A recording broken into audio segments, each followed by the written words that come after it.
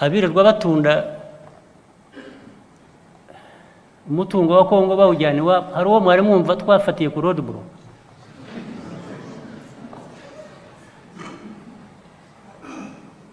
hari uwo mwari mwumva hari uwo dutangira tumubaza ngo ariko uwo mutungo wa Afurika urawujyana he? Ashwi, nta nubwo bitureba.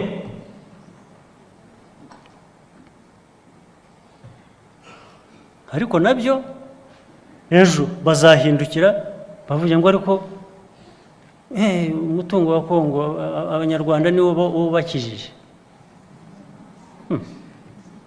Umutungo wa Kongo uba udakiza abanyekongo ba nyirawo.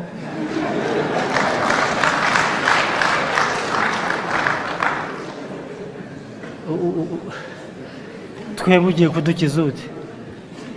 Wabanje ugakiza ba nyirawo sahu, cyangwa ukabanza ukamenya n'impamvu abo bantu bafite umutungo ungana utyo nawe ugukiza ariko ntubakize.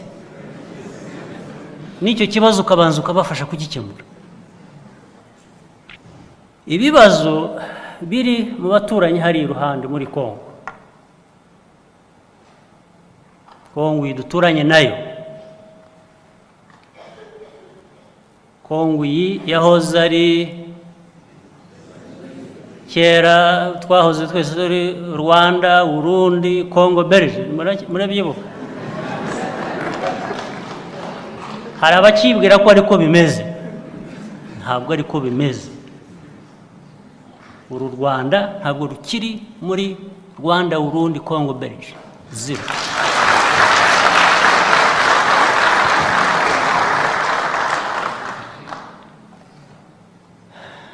Hanyuma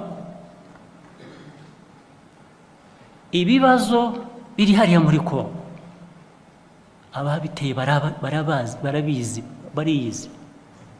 Ibibazo by'imyaka y'ikinyejana kindi tuvuyemo na mbere yaho, barangiza bakajya kubaza u Rwanda impamvu hari abarwandofone muri Kongo. Babisubiza ari bo babajyanye, bari bo babisubiza.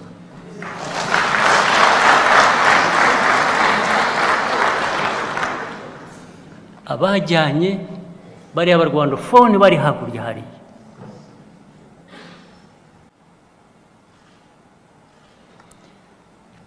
Abanyarwanda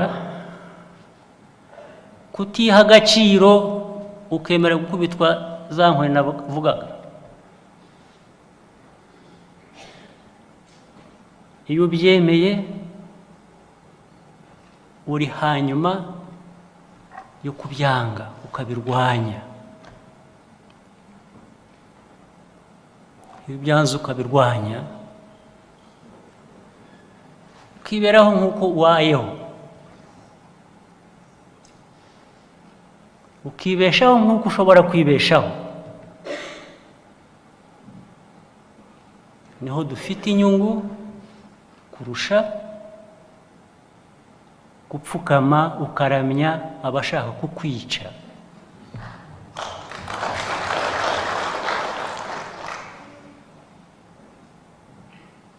Kuko iyo nkurikiye ibibazo buriho mureba u Rwanda rumazemo iminsi, ushakisha the real justification for it, you will help me. I can't find it. I hope some of you can find justification for it and let us know so that we get out of this. Niba Abanyarwanda mwibaze murebe ngo ariko ibi ngibi isi yose ijya ikavuga u Rwanda, ikavuga iravuga ibibazo bya Kongo ariko ikirirwa uvuga u Rwanda.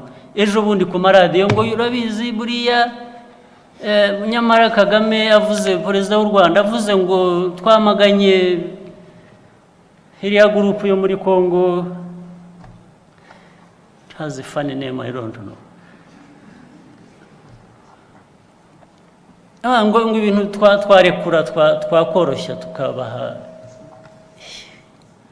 Really? Now, niba ari Kagame bashaka, kubwira ngo vuga utya amagana uyu hanyuma tuhe u Rwanda ibyo rukwiye. Ningeraho kubikora zabanza namagane abateye iriya gurupu kubaho.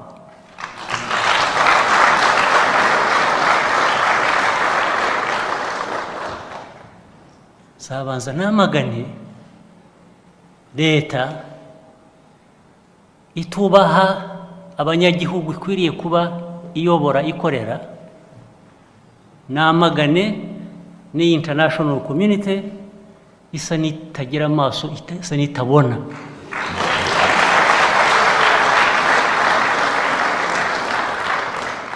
Hanyuma mbone kugera kuri abo bandi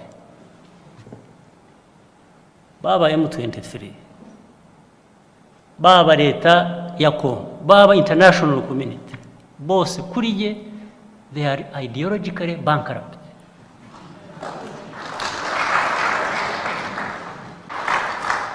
Niba nibeshya ntavugira abanyarwanda bose ko ariko babyumva, niba nibeshya ko ntavugira abanyafurika ko ariko babyumva, ku banyarwanda icyambere muzansabe ndeke kubayobora, kandi uwo munsi nzabireka.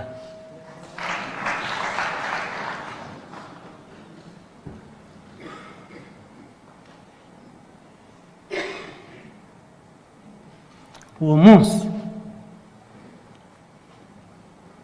nimwumva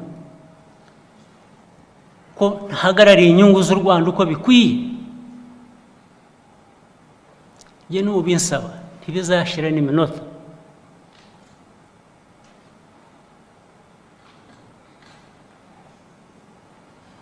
Ariko aka gasuzuguro, this injustice cannot and should not be tolerated.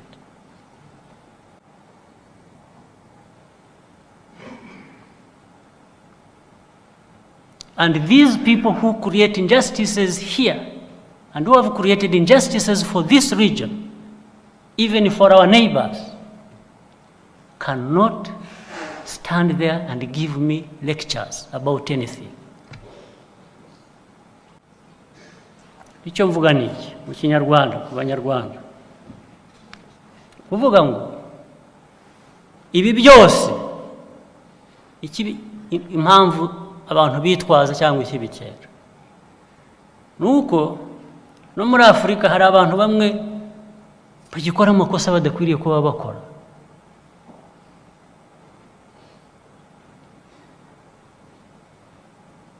Batayobora neza abantu babo bakwiye kuba bayobora, badakorera inyungu zabo bayobora. Ibyo bikaba impamvu yo guhora ndetse berekana bati niko babayega, niko abanyafurika babaye n'ubundi. Ubwo bakaboneraho banyura, bakabonaho banyura kuza kubashyiraho babashakanye kuri baho mukwiye.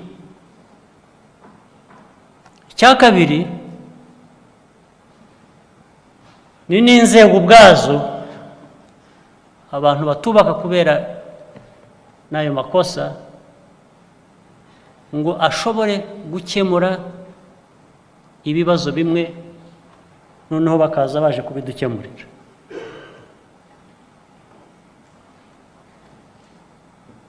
Niho bituruka.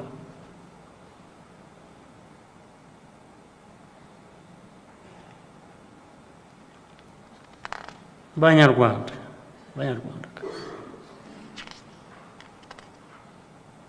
you should not accept to be victims. Ntimukishyire mu mwanya nk'aho muri ahantu abantu bakwiye guhora babagirira imbabazi, mwivaneyo.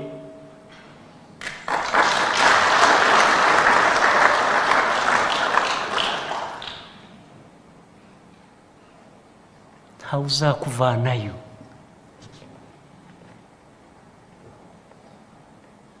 Ariko hari ubwo umuntu aba get confused. Nabo bose ibyo mvuga uhura n'abantu, hari abantu bazima hanze aho ngaho, hari abantu bazima bumva kandi ubona bashaka kuko bari